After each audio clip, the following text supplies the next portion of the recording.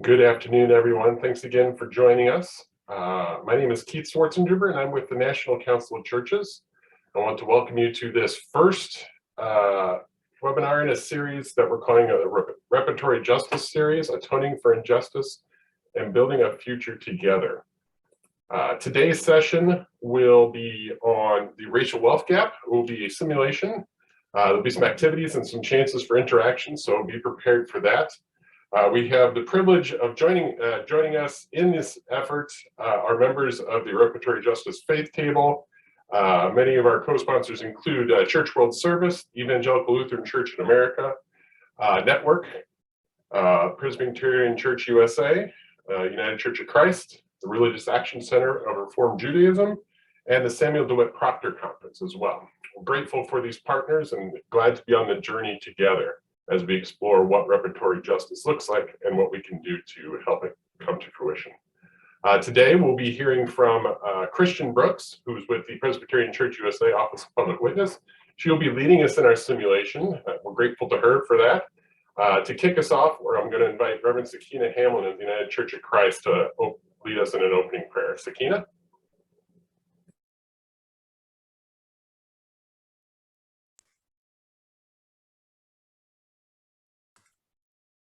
Thank you so much, Keith. And so glad to have all of you on today. Let us pray. Holy One, we thank you for this day, a day that we have never seen before, and we have the opportunity to do something for you this day. So God, we are grateful for those siblings that have gathered on to journey in this interactive racial wealth gap simulation. We ask even right now that you would bless our facilitator, the teacher of this hour, Minister Christian Brooks. And we ask that even as we engage with each other in our breakout rooms, in the main room, that we will do so truly with the knowledge that we are in this together. We are stronger together. And even as we begin to identify those systemic sins, those inequities, those laws that have put us in this predicament, let us also be reminded that you have called us to be repairers of the breach. And just as your Holy Spirit was there with Ezekiel, as the bones begin to live, truly your spirit will be with us as we recreate this world together. In your name we pray, amen. Amen, amen. Thank you so much, Reverend Sakina, for that awesome prayer. Let me get myself set up here and share my slides.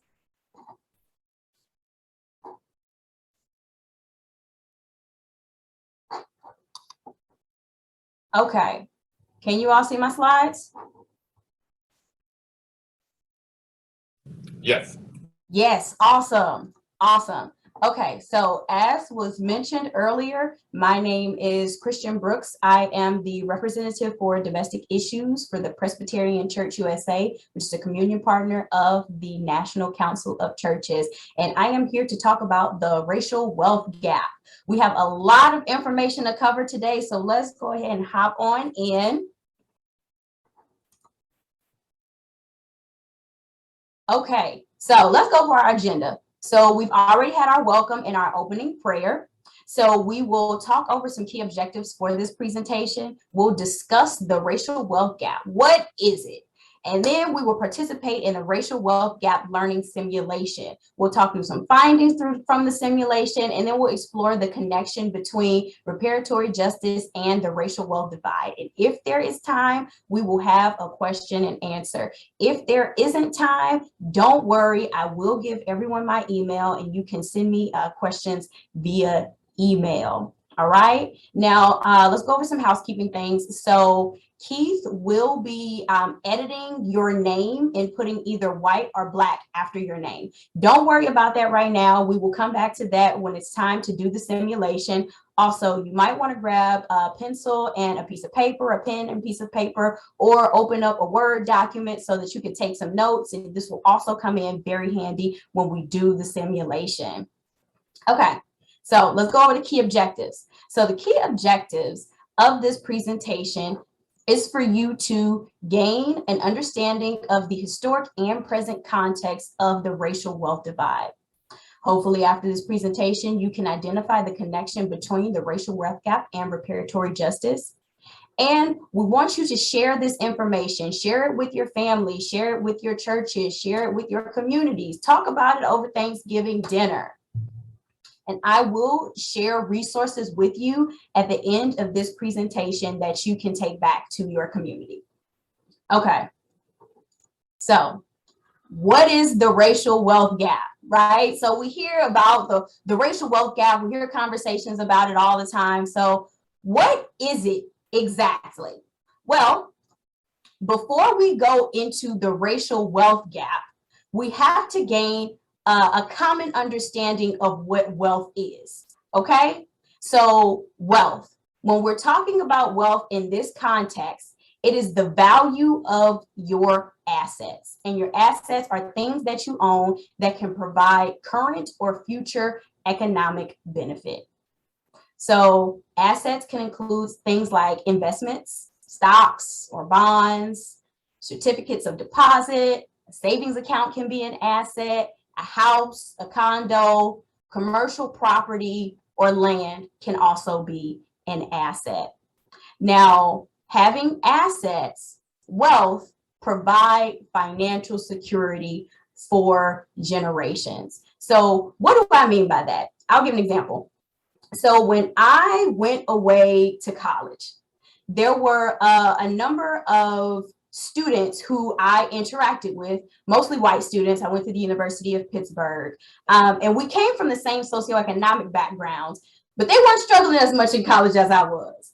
And when I spoke to a lot of them, they had either homes or their families had land that was passed down to them that they could mortgage, they could sell, they could rent out in order to get money for college. They use that money to pay tuition, they use that money to pay room and board, they use that money for books, things of that sort. I was not that fortunate. I didn't have those type of assets that were passed down through my family. But that is why assets, wealth, provide financial security for generations. Now let's get a little deeper into this conversation. Wealth is not the same as income. Sometimes we'll hear people talk about those things interchangeably. They're not interchangeable. Your income is the money that you receive on a regular basis for work, selling a product or service, or from investments. Now, we have investments here. We had investments in the wealth section. So wealth and income can intersect.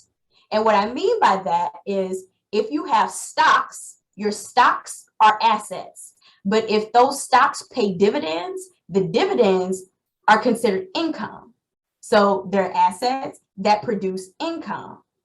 Also, if you own a home and you rent it out, the home is an asset. The rent that you're getting is considered income. So there's such thing as income producing assets or wealth producing assets. And that would be like stocks in our homes, condos, land, things of that sort. Okay.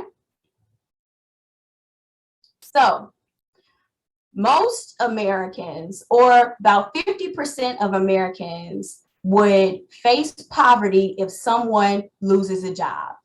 That is because they don't have wealth or assets to fall back on. So remember, your assets are things that could provide financial or economic benefit later on down the line or currently. So it's important to have assets because if you lose a job or if the person in your household is a breadwinner, you can use that asset to cover your living expenses. So if you have a home, you can sell that home in order to cover your living expenses. You can rent the house out in order to cover your living expenses. However, if you don't have assets, then you won't be able to do that. And that is why 50% of American households would face poverty if someone were to lose a job. And unfortunately, this reality is twice as likely for Black and brown people in America. Why? Because of the racial wealth gap. Now, the racial wealth gap is the wealth disparity between racial groups. For this presentation, particularly, we will be focusing on the Black-white racial wealth divide. But again, it is this disparity in wealth between racial groups. So there can be a racial wealth gap between white folks and Latinos and Blacks. So it's the disparity in wealth between different racial groups. However, for the purposes of this presentation, we will be focusing on the Black-white racial wealth divide, because the Black-white racial wealth divide is the starkest divide that we see in America when it comes to the racial wealth gap. So let's go to the simulation, the racial wealth gap learning simulation. So the racial wealth gap learning simulation is a free tool. Again, it is a free tool that was created by Bread for the World. And the purpose of the racial wealth gap learning simulation is to help people understand the connection amongst racial equity, hunger, poverty, and wealth. I've done the racial wealth gap learning simulation in many a context, this context, churches, schools, things of that sort, and it has always been a great learning experience. So if you want more information about the racial wealth gap learning simulation, or you want to conduct the racial wealth gap learning simulation yourself with your own communities, you can go to www.bread.org/simulation. So I am going to pause here to see if anyone has any questions before I move on to the simulation. If you have questions, put it in the chat.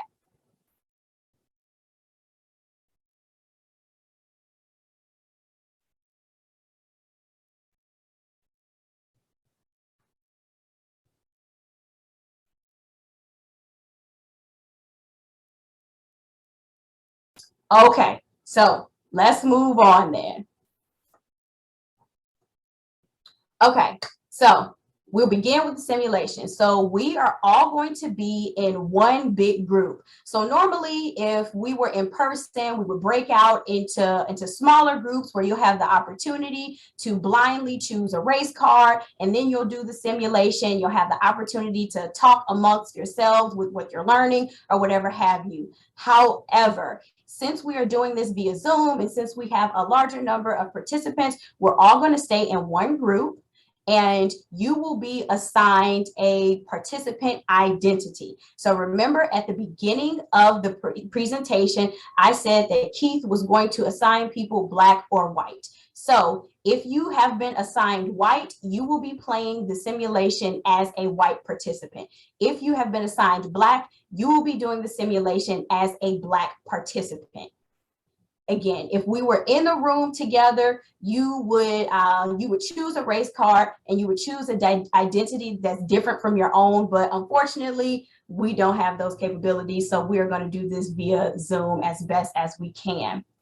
So there are 3 action cards. There is a money card, land card, lost opportunity card, and 13 policies. So I will be asking for volunteers to read policy cards aloud. After, I will read the action cards that you will need to carry out. So remember, I said that you would either need a piece of paper and pen or a pencil, or you need to bring up your Word document. For that, you will need to keep track of the amount of money cards, land cards, and lost opportunity cards. Again, I will be reading this out at the end of each policy card to let you know where you should be, how many money cards you should have, how many land cards you should have, how many lost opportunity cards that you should have. And at the end, we will count how much money everybody has, how many land cards you have, and how many lost opportunity cards you have. So before we get into the simulation, can I have 13 volunteers to read policy cards? If you're willing to read, just put "I will read" in the chat.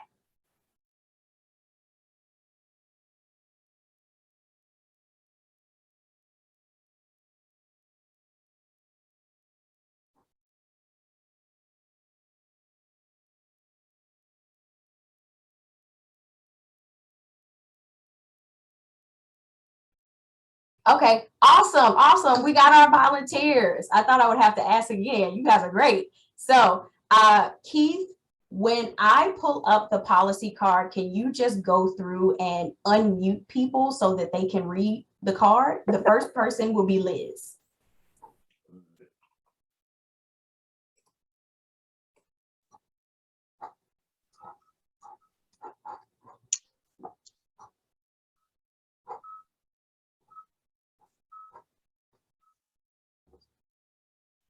Christian, do you want me to go ahead and read it?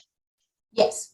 Okay. I just see it says policy number 1, land seizures, 1865 to present day. Policy 1, Andrew Johnson's land policies and sharecropping. After the Civil War, only 30,000 African Americans owned small plots of land compared to 4 million who did not because of an 1865 federal law rescinded the government's promise of 40 acres of land for former slaves. These 4 million Blacks largely resorted to renting the farmland of their previous master in exchange for a share of their crop. This system of sharecropping tied farmers to their former master because they were legally obligated to buy all farming materials, usually at higher prices, and sell their farming crops solely to their former master, usually at lower prices. Okay, action. So, Black participants, add 1 land card and 1 money card to represent the less than 1% of African Americans who were able to own land and not face debt after slavery. Unfortunately, Black participants should also add 4 lost opportunity cards for the 4 million African Americans who had to sharecrop and were denied the initial promise of land ownership. Buying supplies from the landowner at higher prices only to sell their crops back at lower prices, resulted in African Americans facing higher levels of debt and higher rates of hunger. Okay. So Black participants, you should have 1 money card and 1 land card and 4 lost opportunity cards.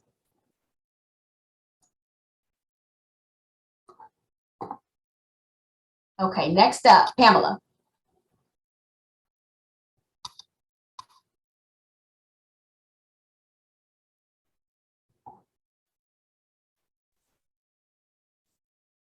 Okay, policy number 2, Andrew Johnson's land policies and sharecropping, 1865 to 1880. From 1865 on, Blacks could have their land seized to pay sharecropping debts, or simply because white owners declared that Black farmers or businesses were in debt.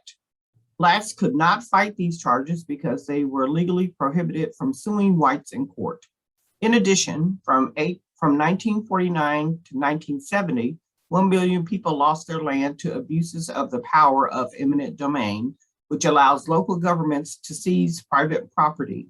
About 70% of these families were African American.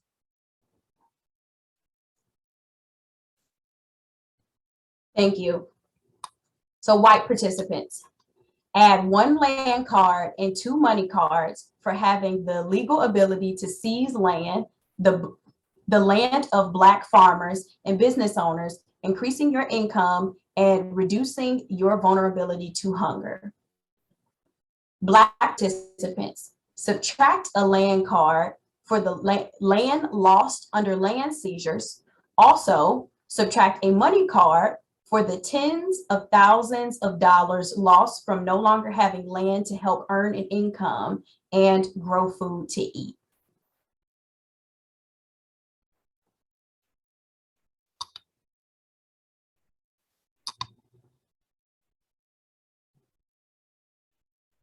Okay, so Black participants, at this point, you should take away a money card and take away a land card and only have 4 lost opportunity cards.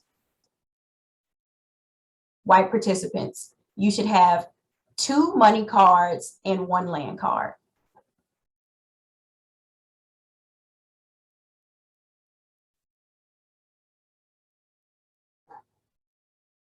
Okay, Seal, I think that's how you pronounce your name. Please correct me if I'm wrong. You are up next. Yes, Seal is correct.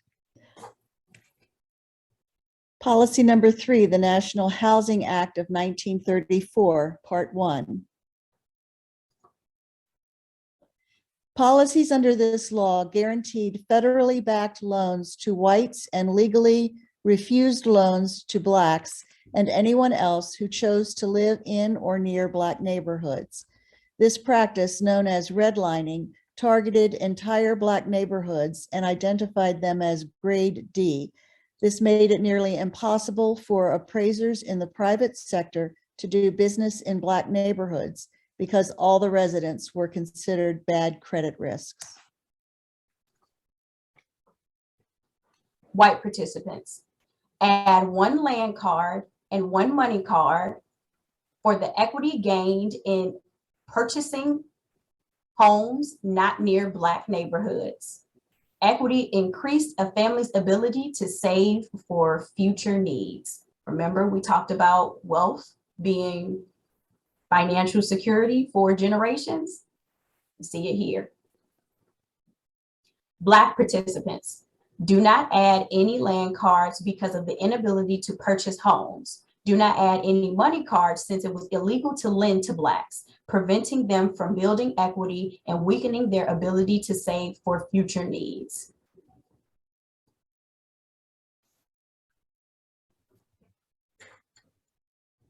Okay, so at this point, Black participants, you should have 4 lost opportunity cards. White participants, you should have 2 money cards and 2 land cards. Oh wait, 3 money cards and 2 land cards. Okay, Marilyn, you're up next.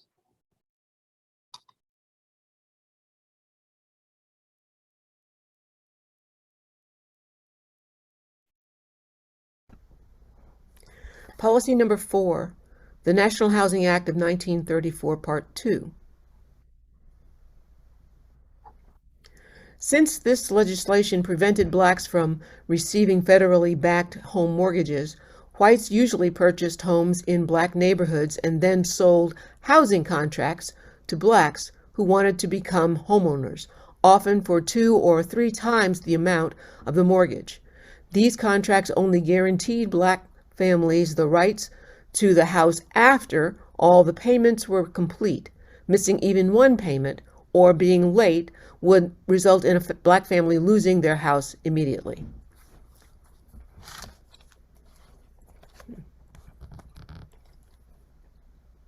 White participants, add 2 land cards for being able to legally purchase homes at market rate and pick up 2 money cards for the equity earned from home ownership.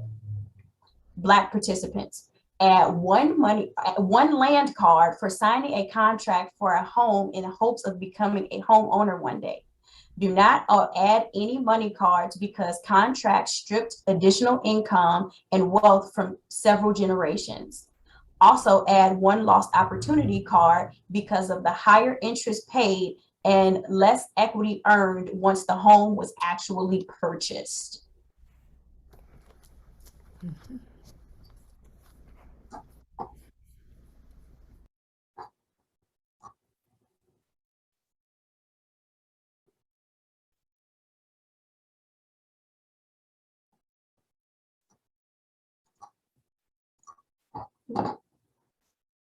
Okay, so at this point, Black participants should have 5 lost opportunity cards and 1 land card.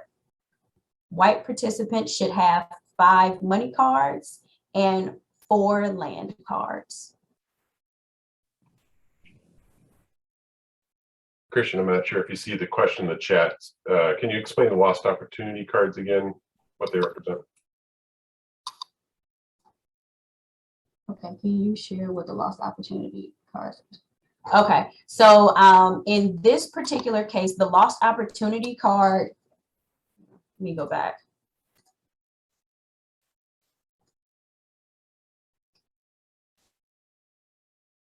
Okay, so the lost opportunity card in this case is because of higher interest paid and less equity earned once the home was actually purchased. So in a general sense, the lost opportunity cards represent the opportunities that Black people should have had access to, but did not have access to because of systemic racism.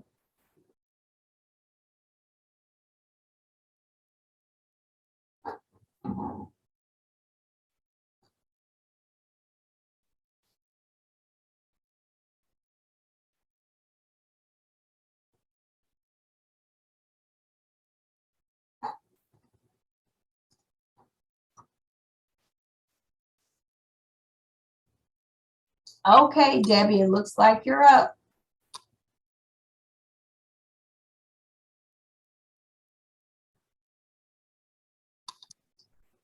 Policy number 5, the Social Security Act, 1935. This act excluded farm workers and domestic workers who were predominantly Black from receiving old age and unemployment insurance. Although Social Security was meant to help those affected by the Great Depression, and African Americans were twice as likely as the average American family to face hunger during this time, 65% of African Americans were ineligible to receive Social Security.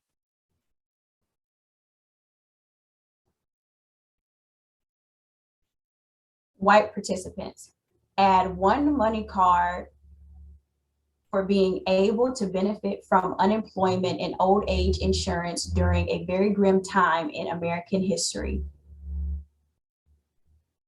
Black participants, add 1 lost opportunity card for the inability to benefit from unemployment insurance, even though African Americans were between 2 and 3 times as likely as whites to experience poverty and hunger.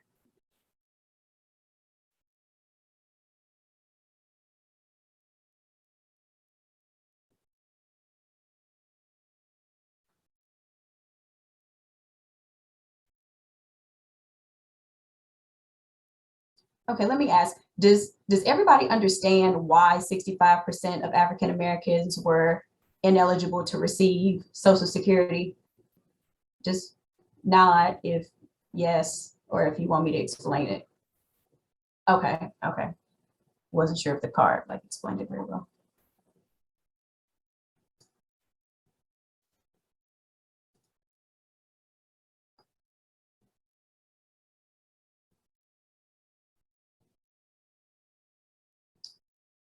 Okay, so at this point, Black participants, you should have 6 lost opportunity cards, 1 land card. White participants, you should have 6 money cards, 4 land cards.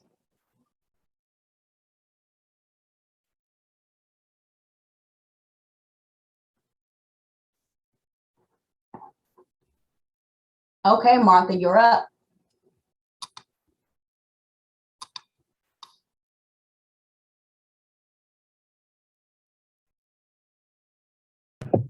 Sorry. Policy number 6, the Fair Labor Standards Act of 1938. This was enacted to help bolster the economy and get the country out of the Great Depression, but it excluded tip-based jobs and other jobs predominantly held by Black workers, including servers, shoe shiners, domestic workers, and Pullman porters. From this first ever minimum wage legislation, even though the Black unemployment, hunger, and poverty rates were at least twice those of whites during the Great Depression. The very policies meant to alleviate economic strain were withheld from the Black community.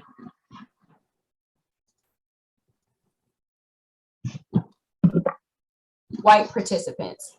Add one money card for benefiting from the minimum wage to make their families less susceptible to hunger and poverty.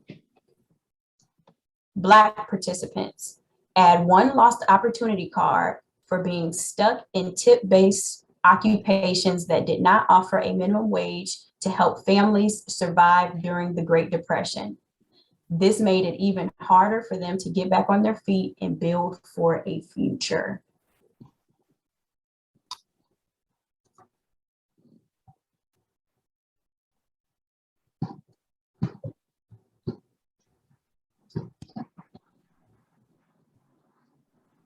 Okay, so at this point, Black participants should have 7 lost opportunity cards, 1 land card. White participants should have 7 money cards and 4 land cards.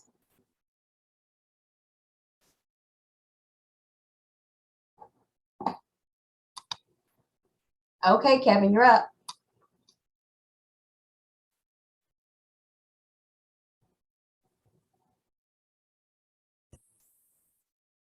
Policy number 7, the GI Bill of 1944.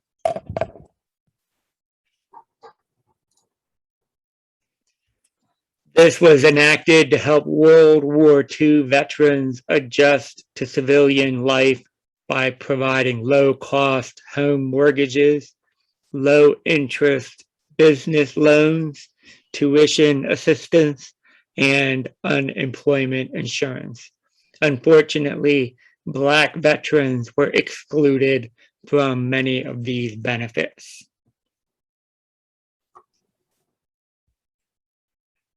White participants. Add 2 money cards and 1 land card for the opportunities you received, such as government guaranteed housing loans, which helped to build the American middle class. Black participants. Only 1 Black participant adds a money card representing the few African Americans who had access to some benefits of the GI Bill. All Black participants add 1 lost opportunity card for not being able to benefit from the GI Bill, even though they too had fought for the United States in World War II.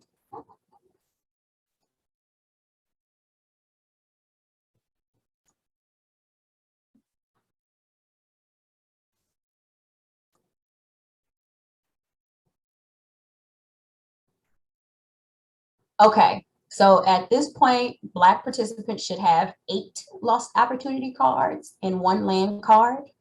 Only 1 participant add a money card. Well, I guess since we're in a big group, let's make it 4. 4 participants can add a money card since there are so many of us here.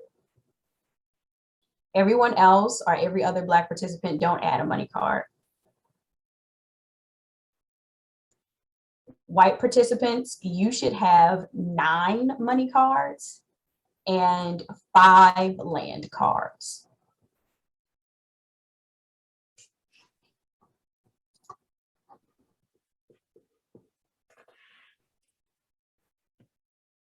Okay, Celia, I hope I'm pronouncing that correctly. Please correct me if I am wrong. You are up. That's right, Christian, it's Celia. So policy number 8, overturn of separate but equal doctrine from 1954 to the present day. Policy number 8, overturn of separate but equal doctrine. Although the separate but equal doctrine was declared unconstitutional in 1954 in Brown versus Board of Education, American schools are more racially segregated today than at any other time in the past 4 decades. Academic success is less likely in predominantly low-income Black neighborhoods. Black students are 5 times as likely to live in an area of concentrated poverty with underfunded, understaffed, and overcrowded schools. This leaves Black students with limited education, and many often settle for minimum wage jobs that offer little hope of advancement or better pay.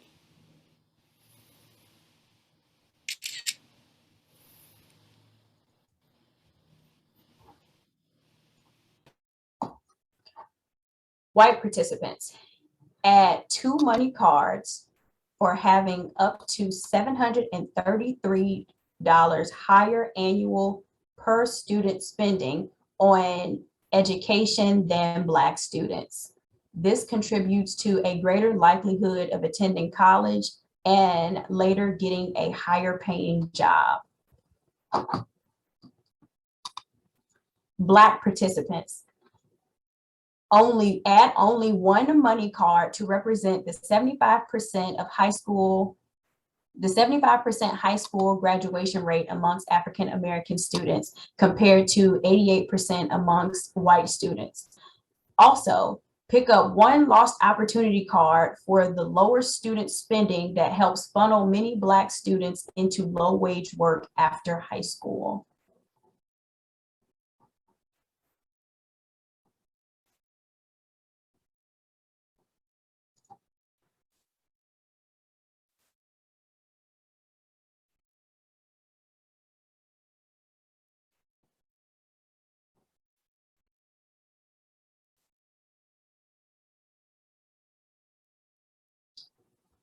Okay, so at this point, Black participants should have 9, is that correct? 9 lost opportunity cards, 1 land card. Only 4 Black participants should have 2 money cards. Everyone else should have 1 money card. White participants should have 11 money cards and 5 land cards.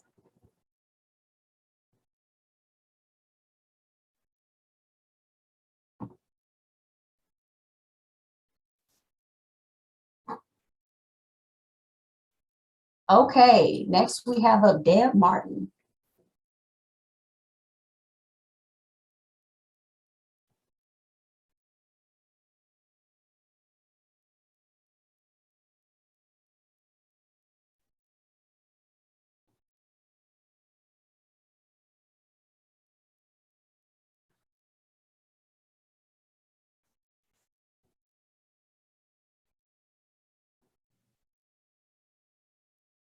Policy number 9, subprime loans, 1970s to present day.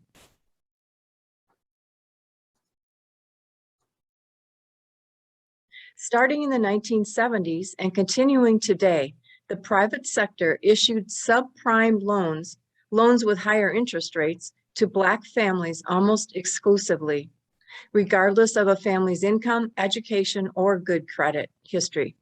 As a result, Blacks continue to unfairly pay more for homes of the same value as their white counterparts. This increases foreclosure rates among Blacks, which also contributes to higher food insecurity levels.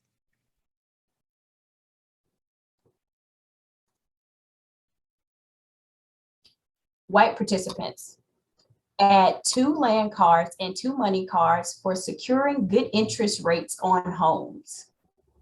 Black participants, Blacks were forced into some subprime mortgages as their only option for more than 3 generations, stripping income and wealth from the Black community. High-income Black folks were 80% more likely to lose their homes than high-income whites when the housing bubble burst in 2008. And 240,000 Blacks lost their home. Therefore, Black participants add only 1 land card and 1 money card.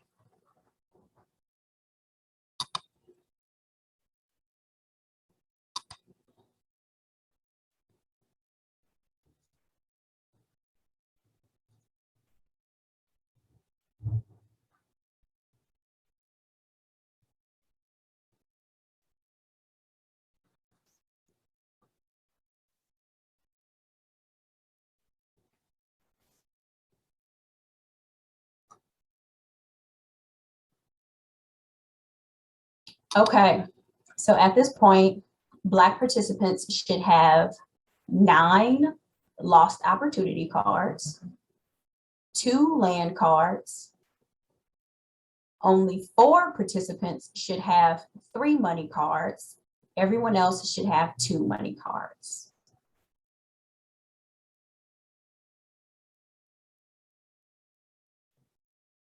White participants should have 13 money cards and 9 land cards. Wait, is that 9? Okay, never mind, 7. 7 land cards. So 13 money cards, 7 land cards.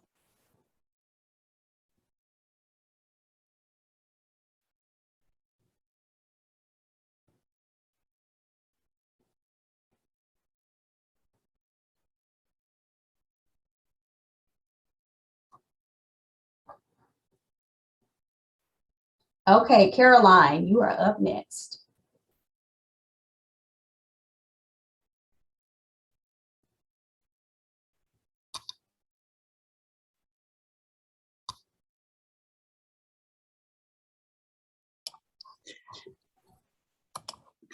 Policy number 10, the war on drugs, 1971 to the present day. The war on drugs, initiated in 1971 and continuing today, widened the racial wealth gap with policies targeting Black and Brown communities. Although rates of using and selling drugs are comparable across racial lines, Blacks are up to 10 times as likely to be stopped, searched, arrested, prosecuted, convicted, and/or incarcerated for drug violations as whites. Since this means that Black families are up to 10 times as likely to have a family member sent to prison, they are more than 10 times as likely to fall into the hunger because of incarceration.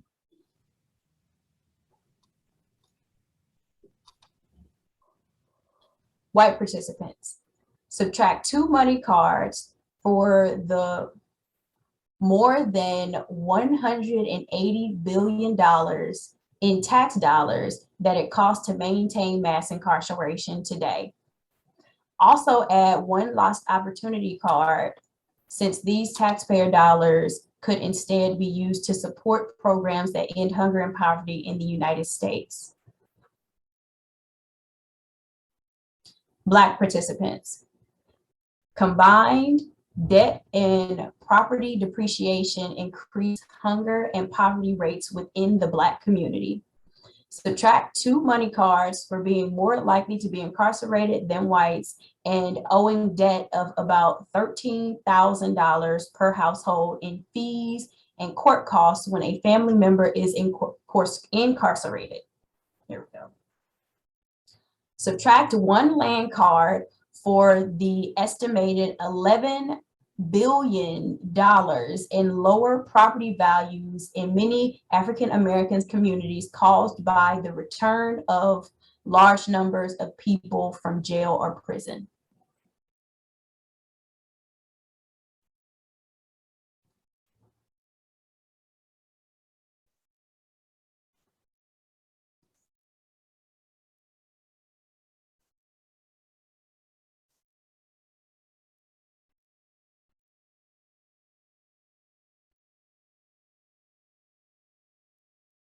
Okay, so at this point, Black participants should have 9 lost opportunity cards, 2 land cards. Only 4 Black participants should have 1 money card. Everyone else should have 0 money cards. White participants should have, how many is that? 11 money cards and 7 land cards.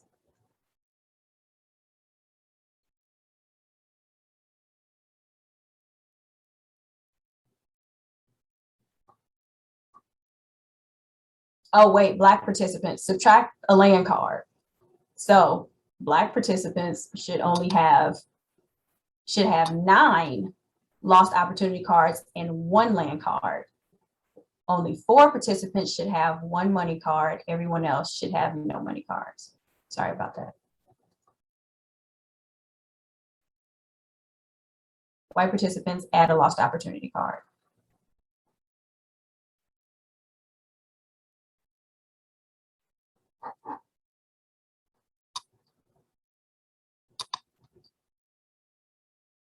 Okay, Peter, you are up.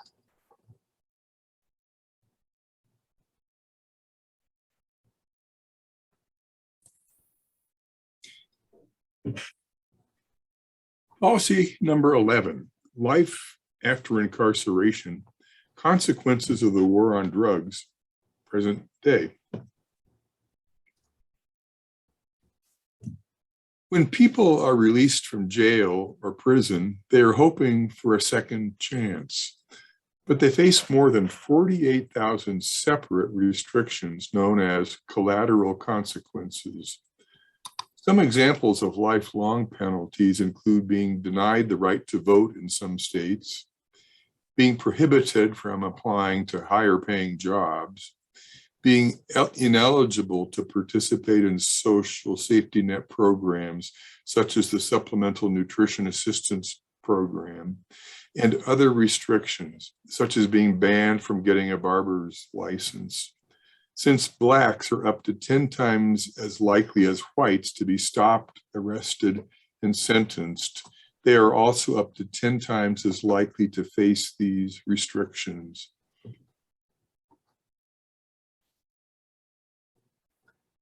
Black participants. There are 5 times as many Blacks as whites returning home with criminal records. Add 2 lost opportunity cards to represent how Black communities are more likely to fall into hunger because so many returnees are unable to reintegrate into society, get a job, and/or access to SNAP benefits.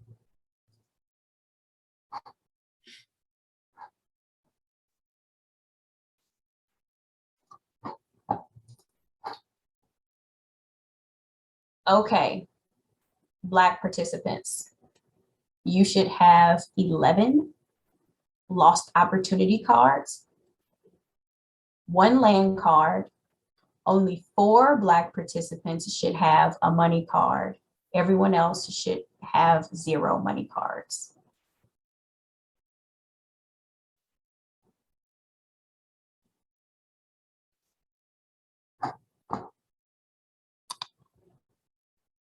Okay, Catherine, you're up.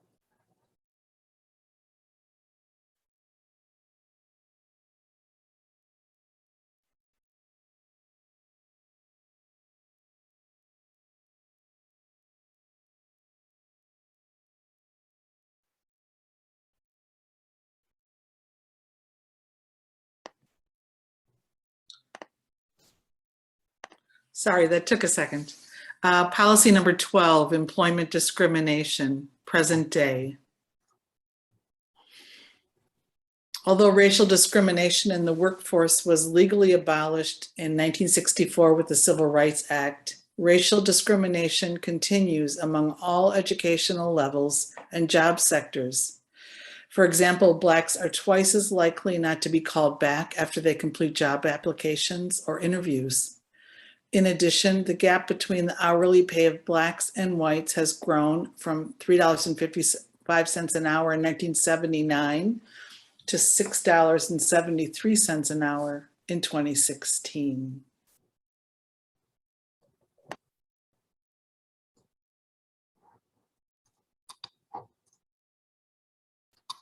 White participants.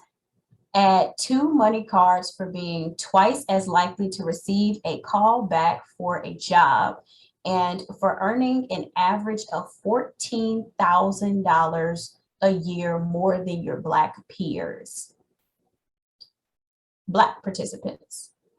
Add 2 lost opportunity cards for being 2 times less likely to receive a job callback and for earning an average of $14,000 a year less than your white peers.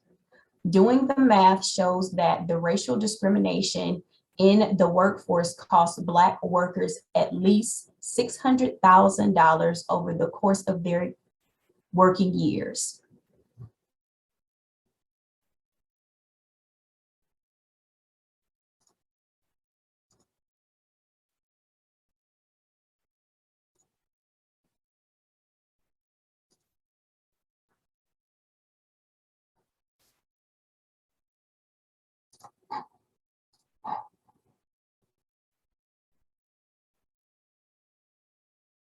Okay, so Black participants, you should have 13 lost opportunity cards, 1 land card.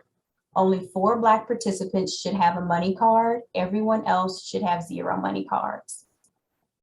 White participants, you should have 13 money cards, 1 lost opportunity card, and 7 land cards.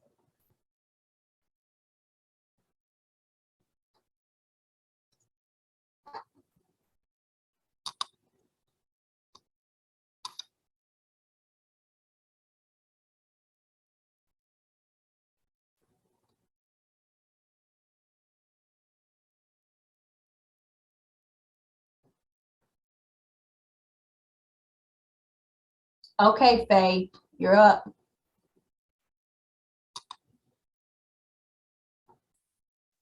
Okay. Policy number 13, the voting restrictions 1890 to present day.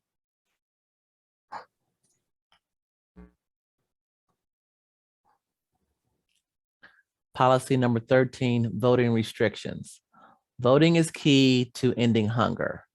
As early as 1890, Blacks faced organized campaigns to prevent them from voting, including biased literacy tests, poll taxes, and lynching.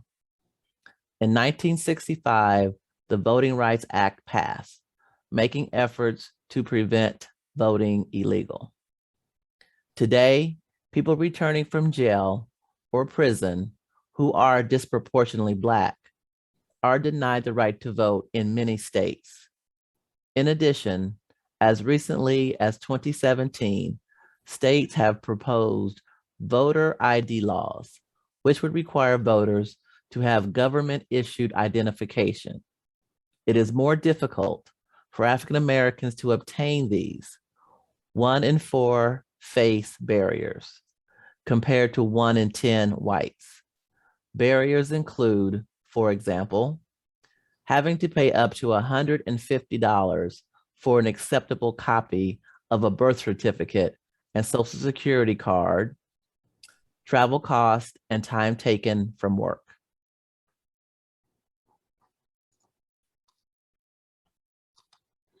Black participants, add 1 lost opportunity card for 1 being prevented from voting in the early 1900s, when the votes of Black people might have prevented some of the harmful laws mentioned in the simulation from being enacted. And 2, still facing voting restrictions that disproportionately impact Black communities and weaken efforts to improve policies that end hunger and poverty.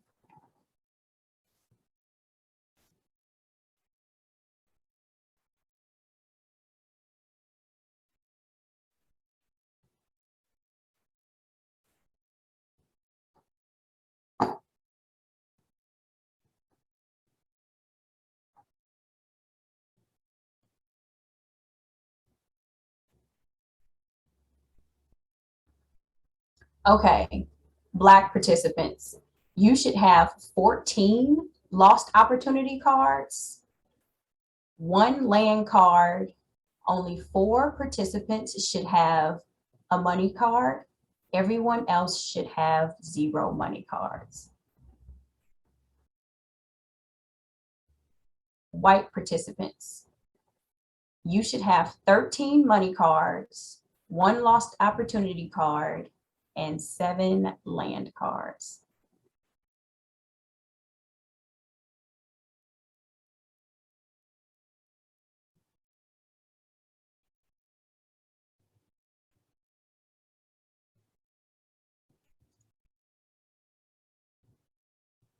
Okay. Final results. So Go back. So Black participants should have 14 lost opportunity cards, 2 land cards. Only 4 participants should have a money card. Everyone else should have 0 money cards. White participants should have 13 money cards, 7 land cards, and only 1 lost opportunity card. Now, this is a timeline of the racist policies up to present day. So these policies start after enslavement was abolished. If they had started during enslavement, then the ratio, the Black to white wealth ratio would actually be negative for Black people.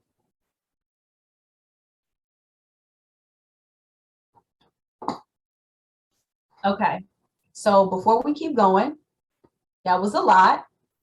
Does anybody need about a 5-minute break? Nope. Okay, we'll muscle through. So let's keep right on going. Okay, so the racial wealth gap, a 13-to-1 gap, meaning for every $1, white households have $13. 13 times the 13 times the wealth. Now, this is not a blanket statement for all white households or all Black households. This is a median number. So there are people who fall below this number. There are people who are above this number, but the middle wealth or the median wealth for Black households and white households at 13-to-1.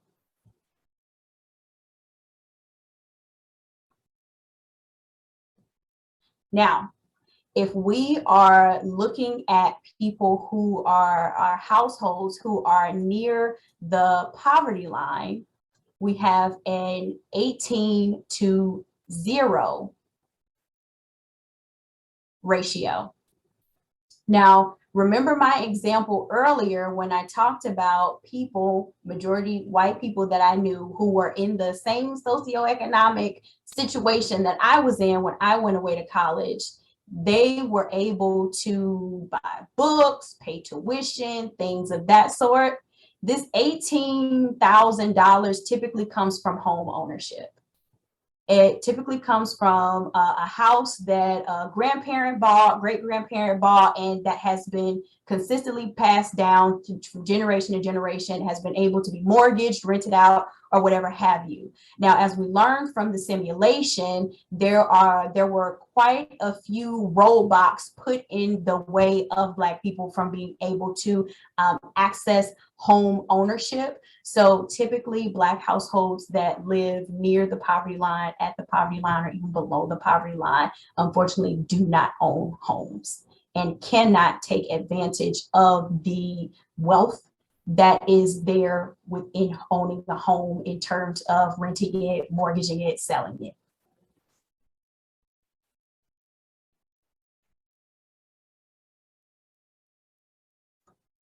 Okay, so what we've learned today with the racial wealth gap is why reparatory justice is necessary. So let me be clear. The racial wealth gap, as I mentioned before, did not start after enslavement. The racial wealth gap actually started with colonization, right? With European settlers coming to the United States, taking land from indigenous folks, right? Taking land from indigenous folks, keeping it as their own, using that land for benefit, for economic benefit, and then continued on with enslavement, right? So we had Europeans kidnapping folks from the continent of Africa, bringing them here to work. And enslavement, as brutal as it was a business. Slavery was a business that made a whole lot of people a whole lot of money. It made institutions like our churches a lot of money, private citizens a lot of money, the United States government a lot of money. However, the people who worked for 250 years saw none of that money, saw none of that wealth. However, the Black community was able to thrive anyway. We held office, public office. We fought for education. We fought for civil rights. However, as we can see through the racial wealth gap learning simulation, the injustice of America continued through Jim Crow, mass lynching, mass incarceration, redlining, unfair education, the war on drugs. And because of these things, we are called to atone. See, in our sacred text, in Numbers 5:5-8,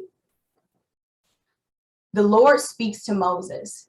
And when the Lord speaks to Moses, the Lord says, speak to the Israelites. When a person wrongs another, breaking faith with the Lord, that person incurs guilt and shall confess the sin that has been committed.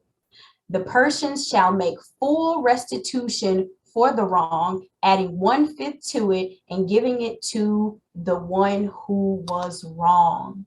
See, in this scripture, God is calling us to repair relationships, but that the repairing, right, the reparatory justice that God is talking about here can only come through first confessing the sin, right? And confession means, one, apologizing, two, repenting and turning from sinful ways, but also making full restitution for the wrong that was committed, adding 1/5 to it. Now, what does making full restitution mean? It does not just mean giving back what was taken or fixing what was broken. It means restoring the wronged person or the wronged community to a position they would have been in had the incident never occurred in the first place. And add 1/5 to that. So we have an example of reparatory justice in our sacred text. God is calling us to reparatory justice in order to fix relationships amongst ourselves and fix relationships, and quite honestly, fix our vertical relationship with God. Because when we sin, all sin is committed against God. There's a break in the relationship with God. So what we're doing with our NCC Reparatory Justice series, we're talking through the different breaks, right? The different breaks that have happened in relationship with one another. The different injustices that have happened to people of color, specifically the Black community, and why reparatory justice is necessary. There are a number of our churches, there are a number of our institutions that have committed to things like racial equity. However, racial equity does not just mean doing better moving forward or implementing policies moving forward. It is important that we go back in the past, look at our history, correct wrongs in our history, correct policies that were put in place, right? We just read about 13 different policies that were put in place to discriminate against Black people. Some of those policies are still there. So we have to go back and fix the wrongs, correct those errors, right? Correct what was wrong, fix those barriers in order to get to a place where we can move forward. Okay, so I am going to stop my presentation there. I could definitely keep going, but do you have any questions? If you have questions, please put them in the chat.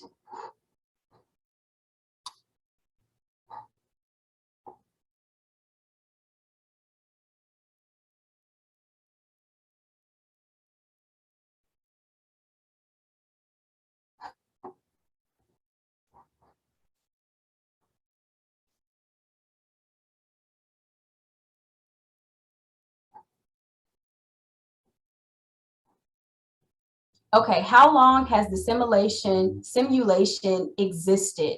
So I believe the racial wealth gap learning simulation was created in either 2017 or 2018. So it hasn't been around for too long, but it is one of the most used presentations or tools by Bread for the World. It has been used all around the nation. It's been given on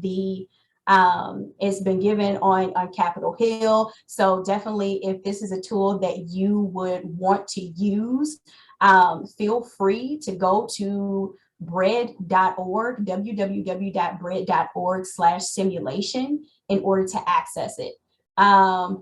Let's see. There was someone who has said, Mark Davis, we must understand macroeconomics so that we can attack unfair policies. And I think Mark said something about people knowing more about investing and things of that sort. I completely agree with you, Mark. And I want to point out, so part of discriminating against or part of oppressing a people is keeping away information, right? Limiting access to information. So when it comes to the racial wealth divide, there is a need to take down barriers, to change policies, things of that sort, but there also must be an educating of wealth. What is wealth? How do you build wealth? I didn't learn about wealth until I went to college. I majored in accounting, and I kind of went down a deep dive when it came to money.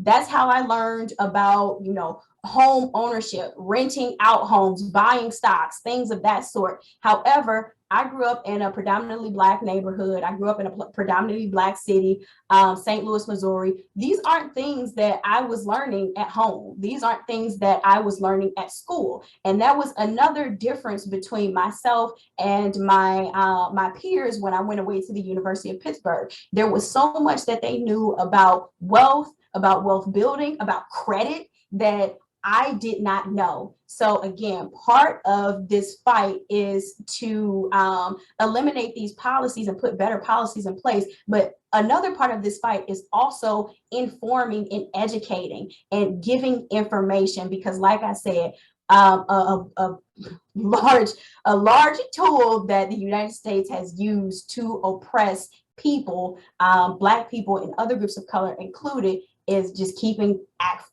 away information.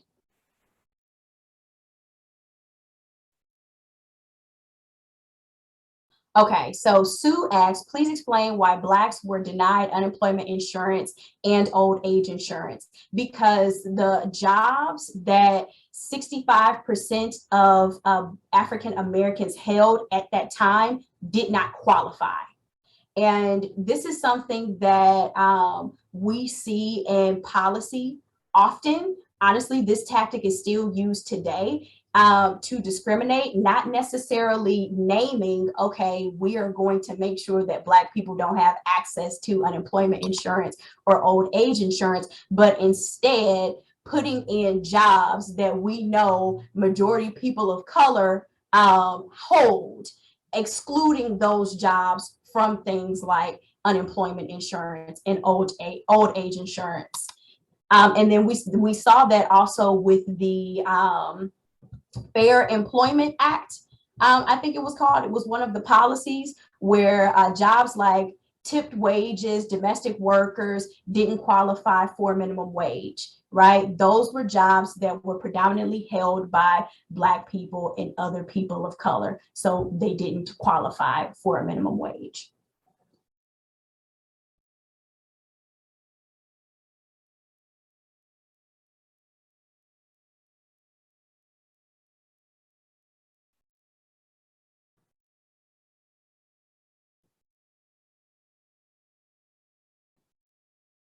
Okay, Kevin said, the issue I encounter is the lack of willingness to admit wrongdoing. I didn't have slaves. I didn't enact such and such policies. With that mentality, how can we go about doing the work of repairing and restoring what was broken? So I've heard that several times, and my coalition partners are on here too. Feel free to chime in when it comes to this question. I've heard that several times as well. However, even though folks didn't own slaves, folks didn't enact the policies, you still benefit from it.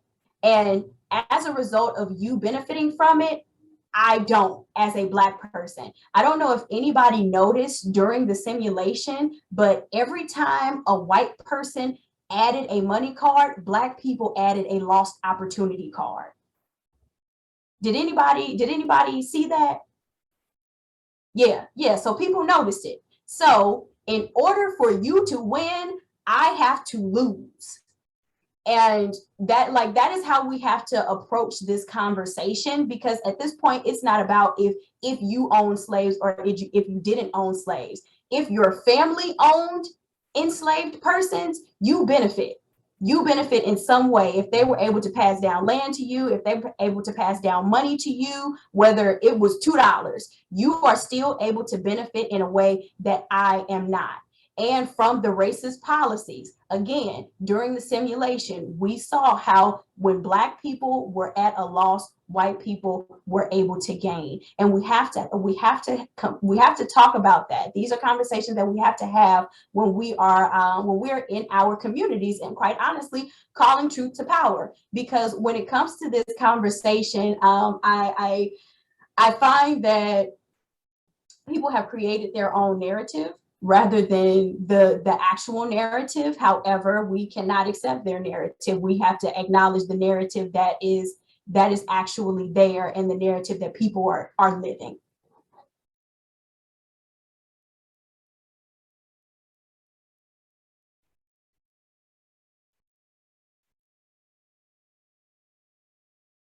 Has there been any reparatory justice made as an outcome of this simulation? So, Faye, I'm not sure. Typically, so this simulation was created by Bread for the World, and they typically use the simulation to talk about racial equity and why racial equity is important in our institutions. However, since we are focusing on reparatory justice, we decided to use this simulation. To kind of connect the dots between racial equity and racial justice. So I'm not sure if any reparatory justice has been made as a result of this simulation, but that's a good question.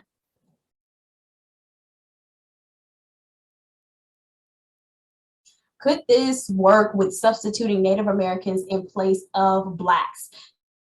This would be a little different, but they would be very close. So the oppression that Black people have felt in the United States, Native Americans are not far behind. Their numbers are very close to Black Americans. So, but the numbers would be a little different. You'll have to play with the math a little bit.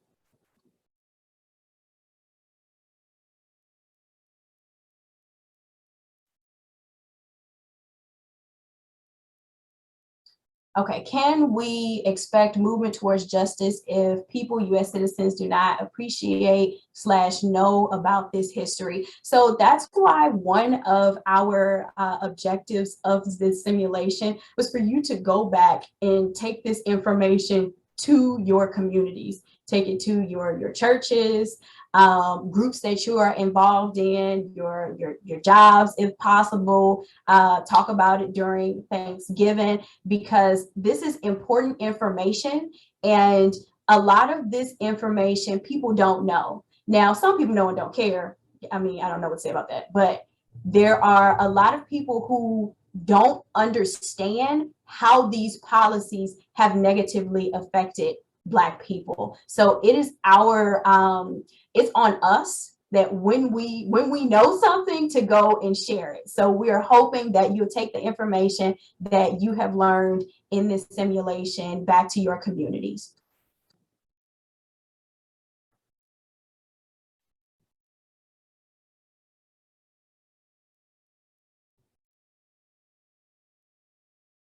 Okay, right now there is an active effort to make sure that people are not educated in systemic racism. Yeah, the fight against critical race theory. Yeah, that's definitely going on. But again, we have to stand against that, because critical race theory, when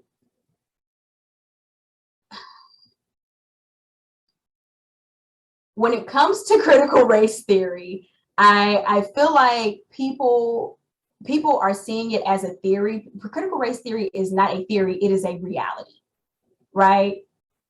In the simulation that we just did, this was filled with critical race theory. This was filled with how systemic racism has negatively affected the lives of Black people. So, you know, it's not a theory, it is an actual, it's how life how I have had to live life. Sorry, I'm tongue-tied, but it's how I have had to live life.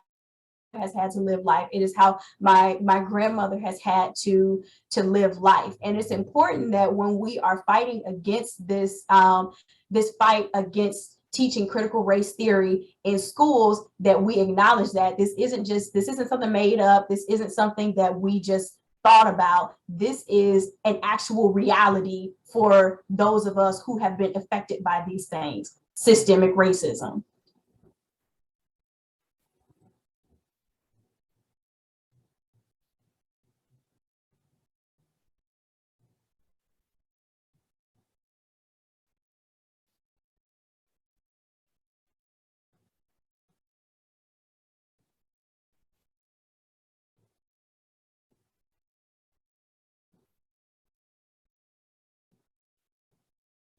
Okay, does this simulation include the assault and destruction of Black business districts? Unfortunately, it doesn't, but that is definitely something that could be included.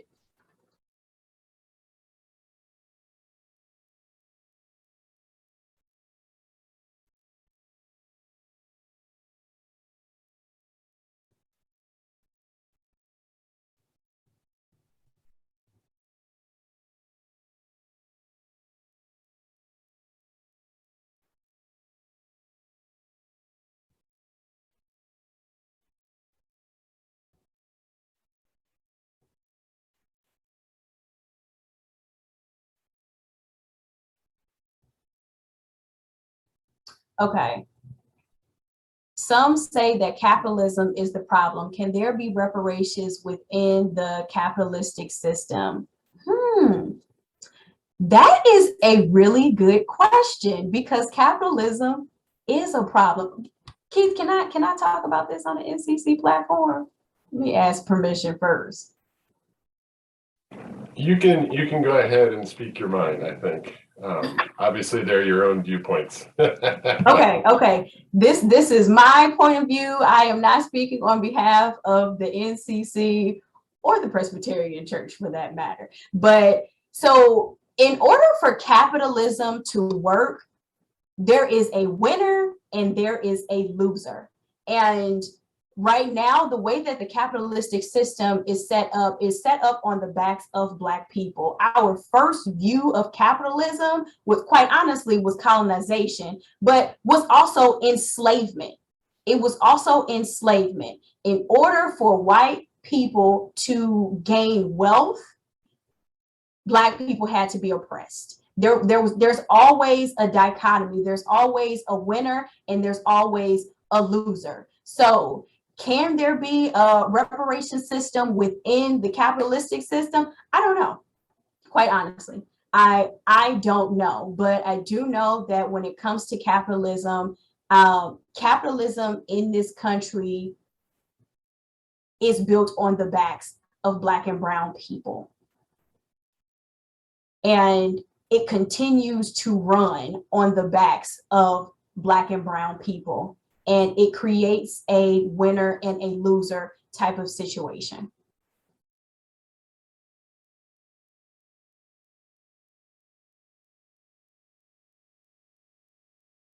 Okay.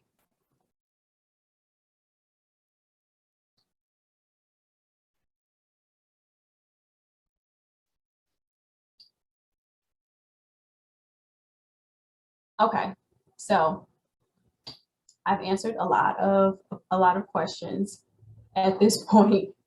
So I'm not going to take any more questions. Where could reparations be applied to achieve a goal of equity? So at this point, we have been